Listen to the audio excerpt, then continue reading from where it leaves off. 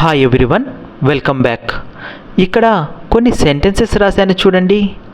నేను వెళ్ళాల్సి వచ్చి ఉండేది. దీన్ని ఇంగ్లీష్లో చెప్పాలి అంటే I would have had to go అని చెప్తాము. చూసారా, would have had to plus verb base form. మనం అప్పుడప్పుడు ఇలా అంటూ ఉంటాం కదా, అరే నువ్వు వెళ్ళావు కాబట్టి సరిపోయింది, లేదా నేను వెళ్ళాల్సి వచ్చి ఉండేది అని, లేదా నువ్వు పే చేసావు కాబట్టి సరిపోయింది, లేదా నేను పే చేయాల్సి వచ్చి ఉండేది అని. అలా వచ్చి ఉండేది అని చెప్పడానికి would have had to plus verb base ఫామ్ని యూజ్ చేస్తాము. అదే అతను పని చేయాల్సి వచ్చి ఉండొచ్చు అని చెప్పడానికి చూడండి, ఇక్కడేమో వచ్చి ఉండేది, ఇక్కడ వచ్చి ఉండొచ్చు. దీన్ని ఇంగ్లీష్లో చెప్పాలి అంటే he may have had to work అని అంటాము. May have had to plus verb base form. చూడండి, చాలామంది ఏమనుకుంటారంటే వుడ్ హ్యావ్ అన్నా మే హ్యావ్ అన్నా మీనింగ్ ఒకటే అనుకుంటారు. కానీ వుడ్ హ్యావ్ని ఎప్పుడు యూజ్ చేస్తాము అంటే when there is a strong degree of certainty or probability. ఎప్పుడైనా సరే సర్టనిటీ అనేది ఎక్కువగా ఉన్నప్పుడు వుడ్ హ్యావ్ని యూజ్ చేస్తాం. దానికన్నా కానీ తక్కువగా ఉంటే మే హ్యావ్ని యూజ్ చేస్తాం. దానికన్నా తక్కువగా ఉంటే మైట్ హ్యావ్ని యూజ్ చేస్తాము. వీటి డిఫరెన్స్ని ఈ would have, may have, might have, could have, should have వీటి డిఫరెన్స్ మీద నేను మీకు సపరేట్గా ఒక లెసన్ చేస్తాను. సరే, ఈ సెంటెన్స్ చూడండి. నువ్వు రేపు పని చేయకపోతే రేపు నేను పని చేయాల్సి వచ్చి ఉండేది. దీని అర్థం ఏంటి? నేను ఇలా చెప్పాలి అనుకుంటున్నాను. రేపు యాక్చువల్గా నేను పని చేయాలి, అయితే మా ఫ్రెండ్ వచ్చి నువ్వు పని చేయొద్దులే నేను పని చేస్తా అని చెప్పాడు. అప్పుడు నేను వాడితో ఇలా అంటున్నాను, అరే నువ్వు పని చేస్తానన్నావు కాబట్టి సరిపోయింది, ఒకవేళ రేపు నువ్వు పని చెయ్యకపోతే, అంటే అతను చేస్తాడని నాకు తెలుసు, కానీ ఒకవేళ జరిగి ఉండకపోయింటే నేను రేపు పని చేయాల్సి వచ్చి ఉండేది అని నేను చెప్తున్నాను. ఇది ఒక హైపోథెటికల్ సినారియో కదా. ఏదైతే జరుగుతుందో అది నేను జరగకపోయి ఉంటే అని చెప్తున్నాను. దీన్ని ఇంగ్లీష్లో చెప్పాలి అంటే if you did not work tomorrow. చూసారా, రేపు టుమారోకి కూడా పాస్ట్ యూజ్ చేశాను. ఎందుకని? ఇది ఒక హైపోథెటికల్ సినారియో కాబట్టి. If you did not work tomorrow I would have had to work tomorrow. నువ్వు రేపు పని చేయకపోయి ఉంటే, చేస్తావని నాకు తెలుసు, ఒకవేళ నువ్వు రేపు పని చేయకపోయి ఉంటే నేను రేపు పని చేయాల్సి వచ్చి ఉండేది అని దీని మీనింగ్. చూడ్డానికి ఈ స్ట్రక్చర్ భయంకరంగా ఉంది కదా, would have had to plus verb base form.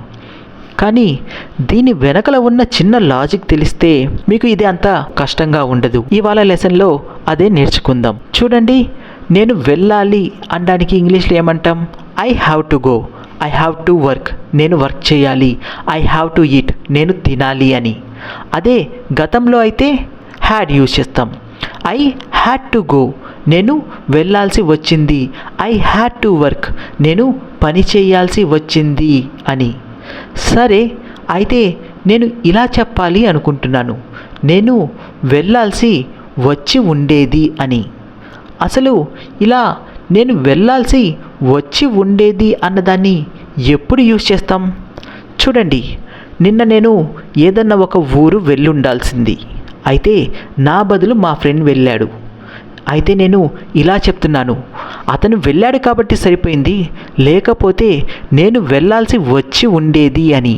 అంటే నేను వెళ్ళలేదు, కానీ అతను వెళ్ళకుండా ఉంటే ఆ పని చేసి ఉండాల్సిన ఆబ్లిగేషన్ నా మీద వచ్చి ఉండేది అని నేను చెప్పాలి అనుకుంటున్నాను. చూడండి, ఆబ్లిగేషన్ యూజ్ చేయడానికి హ్యావ్ టు, హ్యాడ్ టుని యూజ్ చేస్తాం, బాగానే ఉంది. కానీ ఏదన్నా జరగని పనిని జరిగి ఉండేది అని చెప్పడానికి దేన్ని యూజ్ చేస్తాం? వుడ్ హ్యావ్ని యూజ్ చేస్తాం. ఇఫ్ హీ హ్యాడ్ గాన్, అతను వెళ్ళి ఉంటే ఐ వుడ్ హ్యావ్ గాన్, నేను వెళ్ళి ఉండేవాడిని, అతను వెళ్ళి ఉంటే నేను వెళ్ళి ఉండేవాడిని. అంటే దీని అర్థం అతను వెళ్ళలేదు, నేను వెళ్ళలేదు అని. ఇది కూడా అదే కదా, నేను వెళ్ళాల్సి వచ్చి ఉండేది అని. అంటే దాని అర్థం నేను వెళ్ళలేదు అని. ఒక ఆబ్లిగేషన్ జరిగి ఉండేది అని. అంటే ఇప్పుడు మనం ఏం చేయాలంటే ఈ వుడ్ హ్యావ్ని హ్యాడ్ టుని కలిపి రాయాలి. కాబట్టి అదేమవుతుందంటే చూడండి, ఐ హ్యాడ్ టు గో. ఇక్కడ సబ్జెక్ట్కి ప్రిడికేట్కి మధ్యలో వుడ్ హ్యావ్ పెడితే సరిపోతుంది. I would have had to go. నేను వెళ్ళాల్సి వచ్చి ఉండేది. If you had not worked, నువ్వు పని చేసి ఉండకపోతే I would have had to work. నేను పని చేయాల్సి వచ్చి ఉండేది. I would have had to pay. నేను పే చేసి ఉండాల్సి వచ్చేది. అంటే నేను పే చేయలేదు అని అర్థం. చూడండి, if you had not done, నువ్వు చేసి ఉండకపోతే I would have had to do. నేను చేయాల్సి వచ్చి ఉండేది అని దీని అర్థం. అంటే అతను చేశాడు, ఒకవేళ అతను చేయకపోతే ఆ చేసి ఉండాల్సిన ఆబ్లిగేషన్ ఎవరి మీద ఉండేది? నా మీద ఉండేది అని దీని అర్థం. ఓకే, ఈ సెంటెన్స్ చూడండి, అతను వెళ్ళాల్సి వచ్చి ఉంటుంది, అందుకే వెళ్ళి ఉంటాడు. దీని అర్థం ఏంటి? ఒక అతను వెళ్ళిపోయాడు, అది నాకు తెలుసు, కానీ ఒకవేళ తనకు వెళ్ళడానికి కారణం ఏదన్నా ఆబ్లిగేషన్ ఏమో, అందుకే వెళ్ళి ఉంటాడు అని నేను చెప్తున్నాను. మనం అప్పుడప్పుడు ఇలా అంటుంటాం కదా, అరే వాడిని తిట్టద్దురా, వాడు ఆ పని చేసి ఉండాల్సి వచ్చింటుంది, అందుకే చేసి ఉంటాడు అంటాం కదా. అంటే చేశాడు, ఆ చెయ్యడానికి గల కారణం ఏదైనా ఆబ్లిగేషన్ అయ్యి ఉంటుంది అని మీరు చెప్తున్నారు. ఇలా చెప్పాలంటే ఏం చేస్తాం? చూడండి, వుడ్ హ్యావ్కి 2 మీనింగ్స్ ఉంటాయి అని చెప్పాను కదా.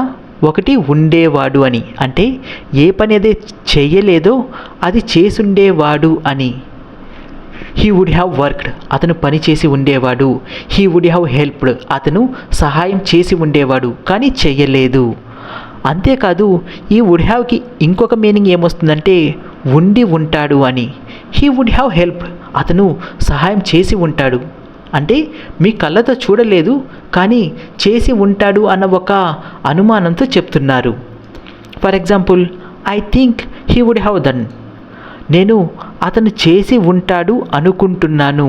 అంటే ఒక పని ఎవరో చేశారు, అదే అతను చేసి ఉంటాడు అనుకుంటున్నాను అని మీరు చెప్తున్నారు. I think he would have helped, అతను సహాయం చేసి ఉంటాడని అనుకుంటున్నాను. అర్థమైందా? అంటే ఈ వుడ్ హ్యావ్ని ఉంటాడు, ఉంటుందికి కూడా యూజ్ చేయొచ్చు. కాబట్టి మనం ఏం చేయాలంటే he had to go, that's why he went. అతను వెళ్ళాల్సి వచ్చింది, అందుకే వెళ్ళాడు. ఇందులో సబ్జెక్ట్కి ప్రిడికేట్కి మధ్యలో వుడ్ హ్యావ్ పెడతాను. He would have had to go, that's why he went. అతను వెళ్ళవలసి వచ్చి ఉంటుంది, అందుకే వెళ్ళాడు. అంటే అతను వెళ్ళాడు, జరిగిపోయింది, కానీ ఇలా చెయ్యాల్సి వచ్చింది కాబట్టి ఆ పని చేసి ఉంటాడు అని చెప్తున్నాను. అదే అతను వెళ్ళాల్సి వచ్చి ఉండొచ్చు, అందుకే వెళ్ళుంటాడు అంటే చూడండి, వుడ్ హ్యావ్ అంటే ఉంటుంది, ఉండొచ్చు అంటే మే హ్యావ్ యూజ్ చేయాలి. He may have had to go, that's why he went. అతను వెళ్ళాల్సి వచ్చి ఉండొచ్చు, అందుకే వెళ్ళి ఉంటాడు అని దీని మీనింగ్. ఓకే, ఈ సెంటెన్స్ చూడండి, నువ్వు పే చేయకపోయి ఉంటే నేను రేపు పే చేయాల్సి వచ్చి ఉండేది. దీన్ని ఇంగ్లీష్లో ఎలా చెప్తాం? మీరు మీ ఫ్రెండ్కి గ్యారెంటర్గా సైన్ చేశారు. అయితే మీ ఫ్రెండ్ చాలా రోజులైనా కానీ ఈఎంఐస్ పే చేయట్లేదు. మీకు బ్యాంక్ నుంచి నోటీస్ వచ్చింది. ఈరోజు ఏమని వచ్చిందంటే ఈ రోజు కల్లా మీ ఫ్రెండ్ గినక కట్టకపోతే గినక రేపు మీరు పే చేయాల్సి వస్తుంది అని నోటీస్ వచ్చింది. అయితే ఈరోజే మీ ఫ్రెండ్ ఆ డ్యూని పే చేసేసాడు. అప్పుడు మీరు అతనితో ఇలా చెప్తూ ఉన్నారు, నువ్వు పే చేయకపోయి ఉంటే, అంటే నువ్వు చేసేసావు, ఒకవేళ నువ్వు పే చేయకపోయి ఉంటే నేను రేపు పే చేయాల్సి వచ్చి ఉండేది అని నేను చెప్తున్నాను. దాన్ని ఇంగ్లీష్లో ఏమంటామంటే if you had not paid I would have had to pay tomorrow. నేను రేపు పే చేయాల్సి వచ్చి ఉండేది. అంటే చూడండి, would have had to plus verb base form కేవలం పాస్ట్లో యూజ్ చేసేది కాదు. పాస్ట్లో అయినా, ప్రజెంట్లో అయినా, ఫ్యూచర్లో అయినా చేయాల్సి వచ్చి ఉండేది అని ఎక్కడైతే యూజ్ చేయాలో అక్కడ ఈ would have had to plus verb base ఫామ్ని యూజ్ చేయవచ్చు. చూడండి, I would have had to work tomorrow. నేను రేపు పని చేయాల్సి వచ్చి ఉండేది అని దీని అర్థం. ఫర్ ఎగ్జాంపుల్, ఏదైతే మీరు రేపు పని చెయ్యాలో ఆ పనిని మీ ఫ్రెండ్ ఇవాళే పని చేసేసాడు. ఓకేనా? కాబట్టి మీరు రేపు పని చేయాల్సిన అవసరమే లేదు. అయితే మీరు మీ ఫ్రెండ్తో ఇలా అంటున్నారు, if you had not worked, నువ్వు పని చేయకపోయి ఉంటే I would have had to work tomorrow, నేను రేపు పని చేయాల్సి వచ్చి ఉండేది అని అంటున్నాను. అర్థమైందా? సరే, ఈ సెంటెన్స్ చూడండి.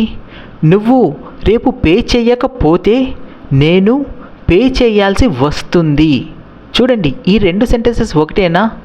నువ్వు పే చేయకపోయి ఉంటే అంటే ఇక్కడ నేను గతం గురించి మాట్లాడాను.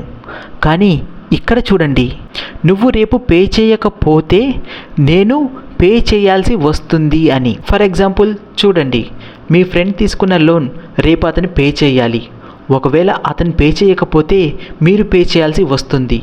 అప్పుడు మీరు అతనితో ఇలా అంటున్నారు, అరే నువ్వు రేపు పే చేయకపోతే నేను రేపు పే చేయాల్సి వస్తుందిరా అంటున్నారు. అప్పుడు ఏమనాలంటే, if you don't pay tomorrow, నువ్వు రేపు పే చేయకపోతే I would have to pay, నేను పే చేయాల్సి వస్తుంది అని. అంతేకాని ఇక్కడ I would have had to pay అని అనకూడదు. I would have had to pay అంటే ఏదైతే నేను ఆ పని చేయాల్సిన అవసరం లేదో దాన్ని చేయాల్సి వచ్చి ఉండేది అని చెప్పడానికి. కానీ ఇక్కడ నేను పే చేయాల్సి వస్తుంది కదా, ఎందుకంటే మీ ఫ్రెండ్ కట్టాల్సింది రేపు, అతను కడతాడో కట్టడో మీకు తెలియదు. అదే ఈ సెంటెన్స్ చూడండి, నువ్వు రేపు పే చేయకపోతే నేను పే చేయాల్సి వచ్చి ఉండేది అని. ఫర్ ఎగ్జాంపుల్ చూడండి, మీరేదైతే లోన్ పే చేయాలో దాన్ని మీ ఫ్రెండ్ రేపు పే చేస్తా అన్నాడు. ఏదైతే మీరు కట్టాలో దాన్ని మీ ఫ్రెండ్ పే చేస్తా అన్నాడు. అండ్ మీ ఫ్రెండ్ పే చేస్తాడని కూడా మీకు నమ్మకం ఉంది. అయితే అతనితో ఇలా చెప్తున్నాడు, అరే నువ్వు పే చేస్తానన్నావు కాబట్టి సరిపోయింది, ఒకవేళ నువ్వు పే చేయకపోతే ఏదైతే జరుగుతుందో అది జరగకపోతే నేను పే చేయాల్సి వచ్చి ఉండేది అంటున్నాను. దీన్ని ఇంగ్లీష్లో చెప్పాలి అంటే if you did not pay tomorrow. చూసారా, టుమారోకి కూడా సింపుల్ పాస్ట్ యూజ్ చేశా. ఎందుకని? ఇది కూడా ఒక హైపోథెటికల్ సిచ్యువేషనే. ఎలా అయితే మనం if I were a bird అని అంటామో ఇది కూడా అదే. If you did not pay tomorrow, నువ్వు రేపు పే చేయకపోతే I would have had to pay, నేను పే చేయాల్సి వచ్చి ఉండేది. If you did not pay tomorrow I would have had to pay tomorrow, నువ్వు రేపు పే చేయకపోయి ఉంటే, నువ్వు పే చేస్తున్నావు, ఒకవేళ అలా జరగకపోయి ఉంటే I would have had to pay tomorrow, నేను రేపు పే చేయాల్సి వచ్చి ఉండేది అని దాని మీనింగ్. ఇంకొక ఎగ్జాంపుల్ చూద్దాం. చూడండి, హీ హ్యాడ్ టు ఆస్క్, దీని అర్థం ఏంటి? అతను అడగాల్సి వచ్చింది. ఇప్పుడు సబ్జెక్ట్కి ప్రిడికేట్కి మధ్యలో వుడ్ హ్యావ్ పెడితే he would have had to ask. దీనికి రెండు అర్థాలు వస్తాయి. ఒకటి, అతను అడగాల్సి వచ్చి ఉంటుంది, లేదా అతను అడగాల్సి వచ్చి ఉండేది అని. వచ్చి ఉంటుంది అని ఎప్పుడు యూజ్ చేస్తామని చెప్పాను? ఏదైతే పని జరిగింది కానీ అది ఒక ఆబ్లిగేషన్ వల్ల జరిగి ఉంటుంది అని మీరు భావించినప్పుడు. అలా కాకుండా ఏదన్నా ఒక పని జరిగి ఉండేది అని చెప్పాలి అంటే అతను అడగాల్సి వచ్చి ఉండేది, he would have had to ask. అతను హెల్ప్ చేయాల్సి వచ్చి ఉండేది, he would have had to help. అతను ఇక్కడికి రావాల్సి వచ్చి ఉండేది, he would have had to come here. అర్థమైందా? ఓకే, ఈ వీడియో మీకు నచ్చినట్లయితే లైక్ చేయండి, షేర్ చేయండి, సబ్స్క్రైబ్ చేయండి. Thank you.